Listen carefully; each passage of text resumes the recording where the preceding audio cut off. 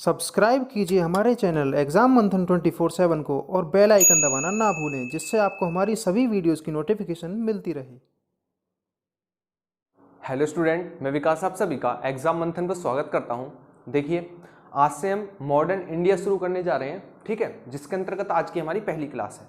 बहुत से स्टूडेंट्स ने बोला मॉडर्न इंडिया के लिए, देखिए मेडिवल हमने इसलिए छोड़ दिए, पहली बात तो इनका कोई रिलेशन नहीं है आपस में, ना ही एंशिएंट का, ना ही मॉडर्न का, ना ही मेडिवल का, ठीक है। आप इन्हें आसानी से पढ़ सकते हैं अलग अलग डिवाइड करके तीनों पोर्शनों को, ठीक है। इसीलिए तीन भागों में बांटे गए हैं, क्योंकि यदि इनका कोई संबंध होता तो इन्हें एक ही पार्ट बना दिया गया होता, इन्हें अलग अलग नहीं बांटा गया होता। यदि हम बात करें मॉडर्न की, मॉडर्न अपने आप में अलग विशेषता रखता है, ना ही उसका मेडिवल से कोई कनेक्शन है और ना ही उसका एंशिएंट से कोई कनेक्शन है। थोड़ा बहुत तो होता ही है, ठीक है, जहां से शुरुआत एंड होते हैं वहां पर होता है, लेकिन आपको इतनी टेंशन लेने की कोई जरूरत नहीं है, ठीक है। तो आज से हम शुरू करने जा रहे हैं मॉडर्न इंडिया।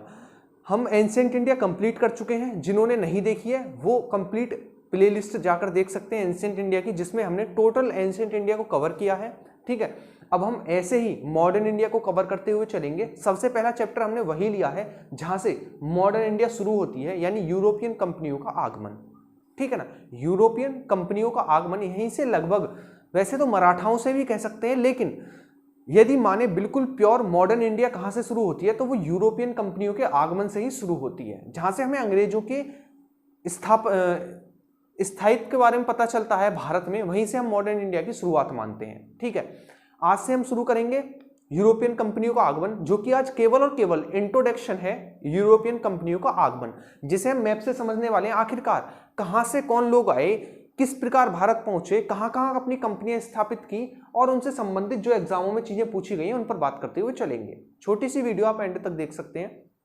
नेक्स्ट जो वीडियो होगी उसमें हम स्टैटिक चीजों पर बात करेंगे, ठीक है, जैसे वांडीवास का युद्ध हुआ, ठीक है, कौन कंपनी का आगमन किस सन में हुआ, ठीक है, राजा उनके जो गवर्नर थे वो कौन रहे, ठीक, उन पर बात हम करेंगे अलग से, ठीक है। ये केवल और केवल इंट्रोडक्शन है, एक आपके दिमाग में इमेज डेवलप करेगा कि किस प्रकार यूरोपियन लोग जो थे भारत में आए, उनका मकसद क्या रहा, ठीक है ना, क्यों उन्हें कंपनी कहा गया, ठीक है, क्या कारण रहा, किस प्रकार पहुंचे, इस पर बात करेंगे, ठीक है। हिंदी भी हम साथ के साथ पढ़ते हुए चल रहे हैं, तो ये एग्जाम के लिए इंपॉर्टेंट रहेगी। जितनी भी आपके एग्जाम है, अभी दिल्ली पुलिस के फॉर्म आए हुए हैं, उसके लिए भी हेल्पफुल रहेगी बहुत ज्यादा, ठीक है। आप चाहे तो इसे शेयर कर सकते हैं वीडियो, क्योंकि पहली बात तो सभी ने फॉर्म डाला होगा दिल्ली पुलिस का, या फिर डालोगे आप आने वाले टाइम में, ठीक है। तो आप अभी से लग जाना, क्योंकि मॉडर्न इंडिया से बहुत ज्यादा एग्जामों में क्वेश्चन पूछे जाते हैं। आपको भी ये बात पता है, एंशिएंट इंडिया से सबसे कम, फिर बात करें मेडिवल इंडिया की, सबसे ज्यादा पूछे जाते हैं मॉडर्न इंडिया से, ठीक है। तो अभी जो रिसेंटली एग्जाम है सभी के लिए हेल्पफुल रहेगी ये क्लास, तो आप इसे कंप्लीट देखना और रेगुलर इसे देखते रहना, जल्दी आपकी मॉडर्न इंडिया कवर हो जाएगी, ठीक है। तो आइए आज के हम लेक्चर शुरू करते हैं, जिसके अंतर्गत हम पढ़ने वाले हैं यूरोपियन कंपनियों का आगमन। देखिए, ये हमारा उत्तरी अमेरिका, ये है दक्षिणी अमेरिका, ये हमारा अफ्रीका, ठीक है ना, ये वाला क्षेत्र जो है ये हमारा अफ्रीका, ठीक है, ये हमारा यूरोप, ये वाला क्षेत्र जो है वो है यूरोप। यदि बात करें ये है एशिया। हमने बात की यूरोपियन कंपनियों का आगमन, सीधी सी बात है, तो इस वाले क्षेत्र से कंपनियां आई होंगी, कंपनियां आई होंगी, ठीक है ना। कौन सा वाला, यूरोप का ये वाला क्षेत्र, ठीक है। देखिए, यूरोपियन कंपनियों के आगमन की आवश्यकता क्यों पड़ी, यूरोपियन कंपनियों के आगमन की आवश्यकता क्यों पड़ी। देखिए, पहले भी व्यापार होता था, और व्यापार के मुख्य रूप से तीन रास्ते थे, व्यापार के मुख्य रूप से तीन रास्ते थे। कौन कौन से? सबसे पहला था हमारा जो फारस की खाड़ी से होकर आता है भारत, पहला रास्ता। दूसरा हमारा भूमध्य सागर और लाल सागर से होता हुआ भारत आता है, दूसरा रास्ता। और तीसरा हमारा मध्य एशिया से होते हुए भारत और चीन की तरफ जाता है, दूसरा रास्ता। ये तीन रास्ते थे मुख्य रूप से जब स्वतंत्र व्यापार करते थे यूरोपियन लोग, स्वतंत्र व्यापार करते थे यूरोपियन लोग, क्योंकि ये बड़ा शॉर्ट रास्ता पड़ता था, ये वाले बड़े शॉर्ट रास्ते पड़ते थे, ठीक है ना। तो एक एक दो दो 10-10 20-20 व्यापारी आते थे, अपना व्यापार करते थे और चले जाते थे, अपना व्यापार करते थे और चले जाते थे। लेकिन इन्हें क्या आवश्यकता पड़ी कि इन्हें अपनी कंपनियां स्थापित करनी पड़ी, अपनी कंपनियां स्थापित करनी पड़े।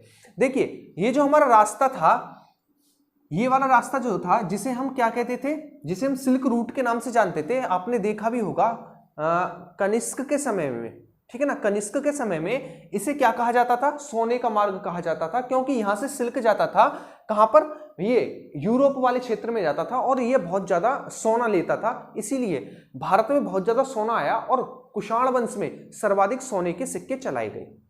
ठीक है, वैसे तो सबसे पहले इंडो ग्रीक राजाओं ने सोने के सिक्के चलाए, मिनांडर जिसे मिलिंद के नाम से जाना जाता है, लेकिन कनिष्क के समय में सर्वाधिक सोने के सिक्के चलाए गए। कारण ये था क्योंकि ये जो था वो सिल्क रूट था, यहां से सिल्क जाता था यूरोप के लिए और बीच में पड़ता था भारत। जब बीच में भारत पड़ता था तो उस टाइम पे किसका शासन था? कनिष्क का शासन था, कुषाण वंश का शासन था, तो बहुत ज्यादा सोना लिया जाता था उसके बदले में। ठीक है, जब सोना लेते थे तो भारत में बहुत ज्यादा सोना हुआ। जब सोना हुआ तो उन्होंने डेली के तौर पर, जैसे कि आज कॉइन्स चलते हैं उस तौर पर डेली एक सिक्के चला दिए सोने के। इसी कारण कुषाण वंश में सर्वाधिक सोने के सिक्के चलाए गए। यह कारण रहा क्योंकि यह सिल्क रूट था। ठीक है, तो 3 रास्ते थे यूरोपियन लोगों के आने के। पहला जो हमारा फारस की खाड़ी से जाता है, दूसरा जो कि हमारा जाता है कहां से, जो कि हमारा दूसरा जाता है लाल सागर से होता हुआ, भूमध्य सागर से होता, और तीसरा हमारा ये वाला क्षेत्र जो कि हमारा मध्य एशिया से होकर जाता है, मध्य एशिया से होकर जाता है। ये हमारे 3 रास्ते मुख्य रूप से थे। ठीक है, ये मुख्य रूप से तीन रास्ते थे। ठीक है, आइए अब देखते हैं आखिरकार क्यों यूरोपियन कंपनियों के आगमन की आवश्यकता पड़ी। देखिए, यूरोपियन कंपनियां जो थी, देखिए ये जो वाला क्षेत्र था इस पर तुर्कों ने अपना अधिकार कर लिया। इस वाले क्षेत्र को तुर्कों ने जीत लिया और अपना फारस की खाड़ी को बंद कर दिया। फारस की खाड़ी को बंद करने का मतलब है जब जीत लिया भाई, जब किसी का अधिकार हो जाएगा तो वो क्यों आने जाने देगा, क्यों आने जाने देगा। तो क्या किया तुर्कों ने, इस वाले क्षेत्र को जीतकर फारस की खाड़ी को कर दिया बंद, फारस की खाड़ी को कर दिया बंद, ये वाला हिस्सा कर दिया बंद। ना तो भूमध्य सागर से आना बंद हो गया, भूमध्य सागर और लाल सागर से आना भी लगभग बंद हो गया क्योंकि यहां तक तुर्कों का अधिकार हो गया। अगर इस वाले रास्ते से हम आए भी, यूरोपियन आए भी, तो हो सकता है कि फारस जो हमारे तुर्क थे वो आक्रमण कर दें और लूट ले। डर भी बना रहना जायज है। ठीक है, क्योंकि ऐसा तो है नहीं है कि 1 दिन 2 दिन का रास्ता हो, महीनों भी लग जाते थे। ठीक है, तो अपना बचाव भी जरूरी है क्योंकि जब आदमी 1 महीने मेहनत करेगा तो सिक्योरिटी पूरी होनी चाहिए।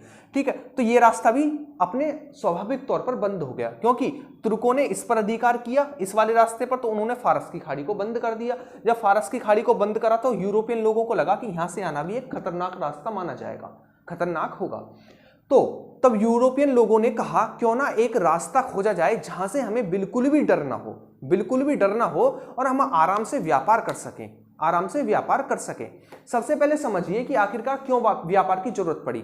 देखिए, भारत में लोग आते थे, यहां से अपना जो सोना और चांदी लेकर आते थे और भारत के लोगों को देते थे, और वहां यहां से जो लेकर जाते थे मुख्य रूप से वो नारियल, चीनी, रेशम, मलमल, नील, चावल, बारूद और मसाले लेकर जाते थे। ठीक है, और इन्हें लगभग 60 गुने रेट पर अपने क्षेत्र में बेचते थे। बहुत ज्यादा मुनाफा होता था, बहुत ज्यादा मुनाफा होता था। तो इसी को देखते हुए उन्होंने सोचा क्यों ना इस व्यापार को लगातार कर दिया जाए, तब तक यहां से ये चीजें चूसनी ना ली जाए, बिल्कुल खत्म ना कर दी जाए, तब तक हम यहां से लगातार व्यापार करते रहेंगे, लगातार व्यापार करते रहेंगे। लेकिन जब रास्ते बंद हो गए तो उन्होंने एक रास्ता खोजने की कोशिश की। अब एक बात समझिए, आप फैक्ट्री जो होती है आज के टाइम में भी आप फैक्ट्रियां देखेंगे तो सीधा सीधा जो सार्वजनिक निजी क्षेत्र की कंपनियां अधिक आपको देखने को मिलेंगी, प्राइवेट कंपनियां। तो उस टाइम पे ये भी प्राइवेट कंपनियां थी, प्राइवेट कंपनियां थी। केवल एक फ्रांस की ऐसी कंपनी थी जो कि एक सरकारी कंपनी थी, आइए उस पर बाद में बात करेंगे। तो सीधे तौर पर समझिए ये थी प्राइवेट कंपनियां। ठीक है, अब प्राइवेट कंपनियां किसी दूसरे देश में जाएंगी तो सरकार से एक अनुमति लेनी होगी, सरकार से एक अनुमति लेनी होगी, क्योंकि आज आप देखते होंगे कि कहीं ना कहीं प्राइवेट कंपनियां भी यदि चीन, अमेरिका जैसे देशों में अपने लोगों को बेचती हैं तो सीधा सीधा या डायरेक्टली इनडायरेक्टली उन्हें भारत सरकार से परमिशन लेनी पड़ती है। ठीक है, एक आदमी को नहीं लेनी पड़ती बल्कि पूरी कंपनी को एक परमिशन लेनी पड़ती है। उसी प्रकार ये जो कंपनियां थी प्राइवेट, इनके जो एजेंट थे उन्हें भी आदेश लेना पड़ता था अपने वहां के राजा और रानियों से। ठीक है, जब उन्होंने कहा कि यहाँ से बहुत ज्यादा मुनाफा होता है, बहुत ज्यादा मुनाफा होता है और हमारे रास्ते बंद हो गए हैं, तो क्यों ना हम नया रास्ता खोजा जाए, क्यों ना नया रास्ता खोजा जाए। तो महाराजा और महारानी ने कहा कि ऐसी क्या गारंटी दोगे आप कि रास्ता खोजा ही जाएगा, ऐसा ना हो हम आपको रुपए दें, आपको सुख सुविधाएं दें, सैनिक दें और आप वहां लुटवा कर आ जाओ, तो इसमें तो हमारा घाटा है। ठीक है, इसमें तो हमारा घाटा है, हर कोई अपनी सिक्योरिटी चाहता है। तो उन्होंने कहा कि यदि हमें रास्ता ना भी मिला तो क्या होगा, एक तो आपका झंडा लहराएगा पूरे समुद्र में, आपका नाम होगा, क्योंकि झंडा लगाकर जाएंगे हम तो आपका नाम होगा पूरे समुद्र में कि हाँ जी इस देश का झंडा है। दूसरा, जब हम अपने साथ जाएंगे तो कुछ ऐसे लोगों को भी लेकर जाएंगे जो कि धर्म प्रचार कर सके, तो आपका धर्म प्रचार होगा, आपका धर्म प्रचार होगा। तीसरी चीज, यदि रास्ता मिल गया तो भारत से बहुत ज्यादा चीजें आएंगी जो कि यहां बहुत गुने रेट पर बेची जाएंगी, तो आपका फायदा ही फायदा है। अगर रास्ता ना भी मिला तो भी फायदा है, रास्ता ना भी मिला तो अब भी बंद है व्यापार, तो जब भी बंद रहेगा। लेकिन यदि रास्ता मिल गया तो 3 फायदे हैं। पहला धर्म प्रचार, दूसरा हमारा क्या होगा, दूसरा आपका नाम होगा समुद्र पर कि हाँ जी समुद्री सेना है। तीसरा, हमें अगर रास्ता मिला तो बहुत ज्यादा प्रॉफिट होगा, धर्म प्रचार होगा। ठीक है, इसी को देखते हुए वहां के जो सरकार थी यानी वहां के जो राजा महाराजा थे उन्होंने आदेश दे दिए जाइए और व्यापार कीजिए, जाइए और व्यापार कीजिए, परमिशन दे दी। फिर वहां के लोगों ने रास्ता खोजना शुरू किया, रास्ता खोजना शुरू किया तो स्पेन के एक व्यक्ति निकले रास्ता खोजने के लिए भारत का। ऐसा नहीं है भारत का रास्ता पता नहीं था, रास्ते का मतलब है शॉर्ट रूट, पहले से शॉर्ट रूट खोजा जाए। तो रास्ता खोजने के लिए जब निकले तो गलती उनकी नहीं रही, एक कुतुबनुमा होता था, कुतुबनुमा यानी आज के टाइम पर आप कंपास बोलते हैं जिसे, उसे लेकर निकले कौन, स्पेन के एक व्यापारी जिनका नाम था कोलंबस निकले। वो यहां तक तो पहुंचे, इस वाले क्षेत्र तक तो पहुंचे, लेकिन उनका जो कंपास यानी कुतुबनुमा था, कंपास था, उसने दिशा ये बता दी। उसने जब दिशा ये बता दी तो वो पहुंच गए इस वाले क्षेत्र में पहुंच गए, क्योंकि उनके कंपास घूम गया, कंपास ने गलत रास्ता बता दिया। तो स्पेन के एक व्यापारी जिनका नाम था कोलंबस, वो आए तो भारत की खोज में, लेकिन उनका रास्ता भटक गया, वो इस तरफ निकल गए, तो उन्होंने कर दी अमेरिका की खोज। देखिए आपको पता अमेरिका था, उन्हें भी पता है अमेरिका था, लेकिन उस टाइम तक नहीं पता था। निकले भारत की खोज और पहुंच गए अमेरिका पहुंच गए, इस वाले क्षेत्र में पहुंचे। ठीक है, जब इस वाले क्षेत्र में वो पहुंचे तो एक बात बताइए, इंडिया की खोज में निकले और यहां पर हमारे कौन से कैरिबियन देश हैं जिन्हें वेस्ट इंडीज कहा जाता है, इसी कारण उन्हें वेस्ट इंडीज कहा जाता है, क्योंकि जो कोलंबस था वो भारत की खोज के लिए निकला, लेकिन ईस्ट में ना पहुंचकर वेस्ट में पहुंच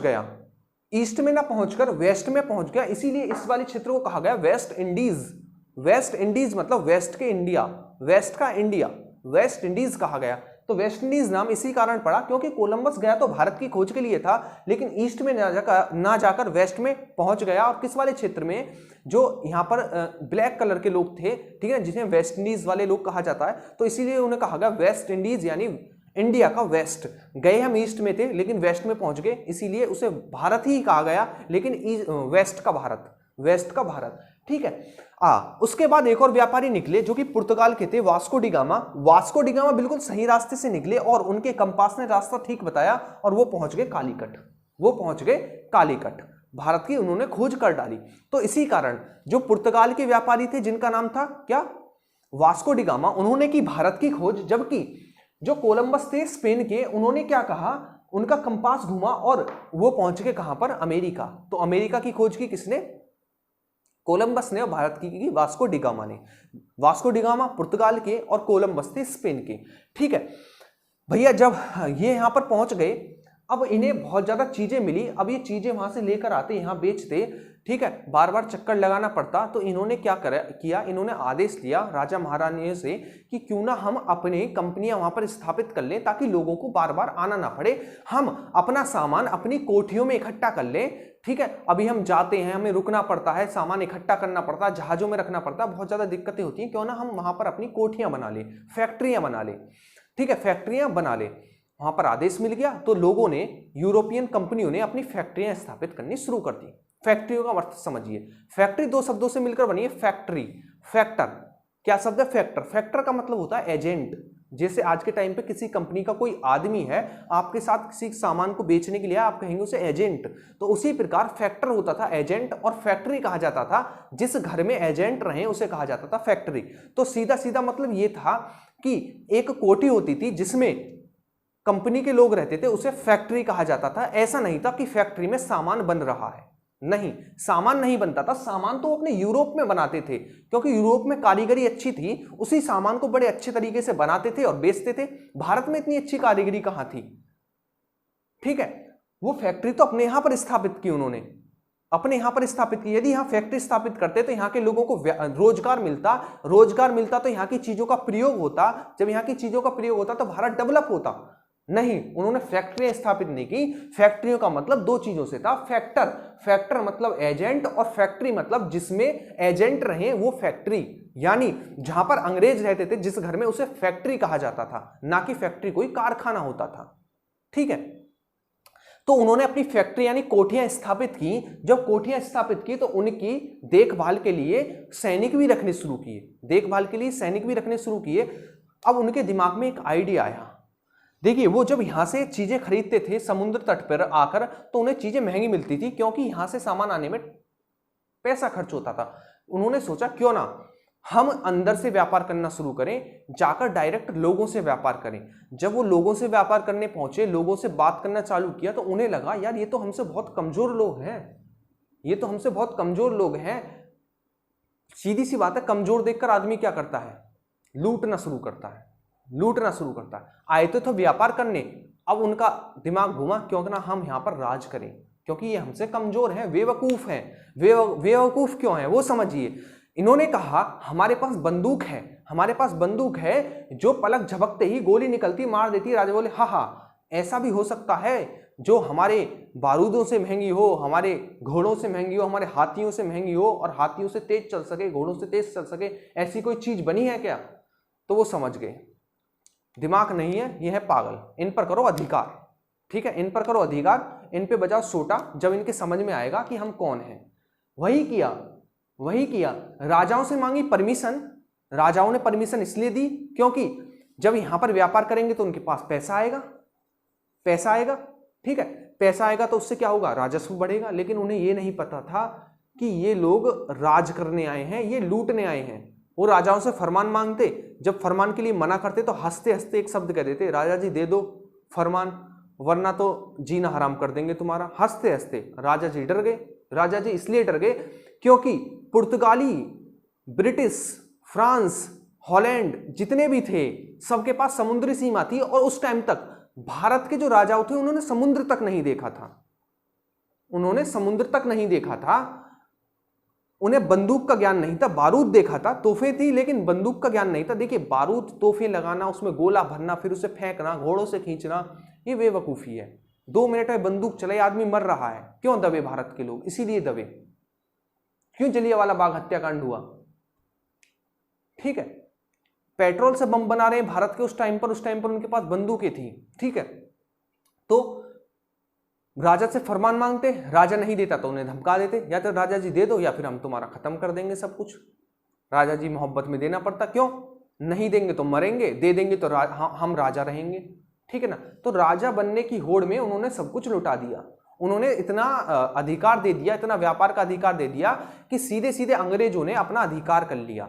जब वो अपनी फैक्ट्रियों के आसपास, फैक्ट्री यानी कोठियों के आसपास अपने सैनिक रखते, तो उन्होंने अपने देश में कहा क्यों ना हम ऐसे सैनिक भी रखें, जब 10 सैनिक और रख रहे हैं तो 150 और ले आ रहे हैं, क्योंकि 150 लेके आएंगे तो क्या होगा? हम अधिकार करेंगे। ठीक है ना, फिर हमारा सैन्य अधिकार होगा, फिर हमारा मालिकाना हक हो जाएगा। तो कोठियों के साथ साथ अब सैनिक आने लगे, बंदूकें लेकर अपना अधिकार करने लगे। अब कहीं पर भी कोई अंग्रेज जाता तो उसके साथ 4 गनर जा रहे हैं। जब 4 गनर जा रहे हैं तो भारत वालों की तो वैसी हवा खराब। क्यों? उनके पास उस टाइम पर बंदूकें नहीं थी, डरना जायज था। ठीक है, तो ऐसे ही अधिकार होता चला गया और भारत लुटता हुआ चला गया। शक्ति बढ़ाने की जगह शक्तियां जब घटेंगी तो ऐसा ही होगा। ठीक है ना, शक्तियां घटने और लगी। ठीक, दूसरा अंग्रेजों का लूटने का तरीका यह था कि वहां की जो सेकंड हैंड चीजें होती थी उन्हें भारत में सजा धजाकर राजाओं को भेंट करते। जैसे कि जहांगीर के दरबार में सर टॉमस रो आए, सर तो कहना बेवकूफ है, टॉमस रो आया और टॉमस रो ने एक बग्गी दी जो कि वहां के एक राजा की थी, बहुत ही पुरानी घटिया एकदम फटीचर बग्गी। ठीक है, ये समझ लीजिए वहां के 10 साल पुरानी पड़ी पड़ाई बग्गी, जिसमें पंचर ना, घोड़ा ना, लकड़ी ना कुछ, वो बग्गी दे दी सजा के। राजा जी खुश, वहां से हमारे लिए बग्गी आई है। ठीक है, बग्गी आई है, राजा जी उसमें बैठ के घूम रहे हैं। राजा जी से फरमान ले लिया, फरमान लेके लूट लिया। तो ये रणनीतियां होती थी किसकी? अंग्रेजों की। अपना सामान देना, अपनी कीमती चीजें देना और व्यापार करना, केवल और केवल व्यापार करना।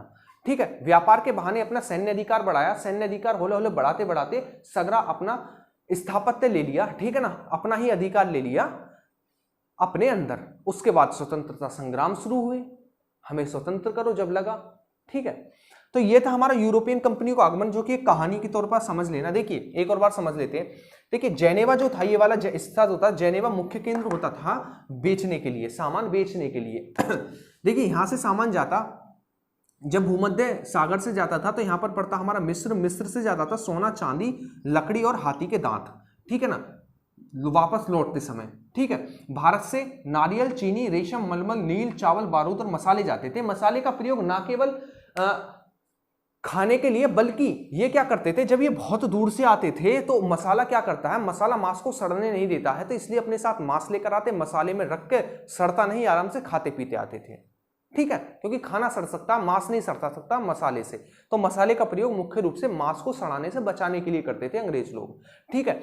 तो इस वाले क्षेत्र से आते थे, ठीक, यहां से सामान लेकर जाते थे, जब यहां से वापस लौटते थे तो यहां पर आप इस वाले क्षेत्र में देखोगे जो कि कैस्पियन सागर है, यहां से लौंग, दालचीनी और मसाले लूट कर लेकर जाते थे, और अपने यहां से केवल और केवल सोना और चांदी लाते थे, ठीक है ना, रोजगार की चीजें। आप एक बात बताइए, आपको भूख लगेगी तो आप सोना खाएंगे, चांदी, आप खाएंगे मसाले, आप खाएंगे मसाले, आप खाएंगे चावल, आप खाएंगे रेशम पहनेंगे, ठीक है। आप नील की खेती करेंगे, आप नारियल खाएंगे, क्या आप सोना चांदी खा सकते? नहीं खा सकते। उन्होंने इसी चीज का दिमाग लगाया कि दैनिक जीवन की चीजों पर अपना अधिकार करो, महंगी चीजों पर नहीं, समझे।